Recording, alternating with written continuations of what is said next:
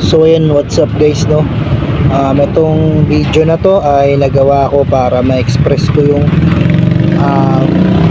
sarili ko o yung nararamdaman ko nung ginawa ko tong eksena na to.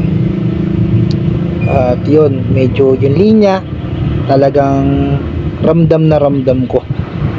Buti na lang nagawa tong project na to para din yun sa kapayapaan ng sarili ko.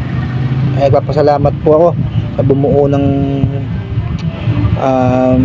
eksena na yun, at sana ay na-appreciate nyo at mas naramdaman nyo kung paano ko nabitaw yung mga linya na yun.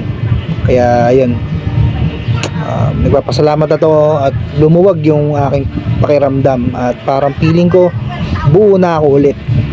Kaya yan, panoorin nyo na lang guys, kayo na lang umusga. Niloko mo ko at hanggang ngayon niloloko mo ko. Bakit mo ko pinalitan na para akong basura? Ano ba yung meron ng tao ngayon na wala ako? Mas gwapo? Mas mayaman? Mas magaling? Tangin mo, mas masarap ba sa akin yun? I'm sorry, Coach.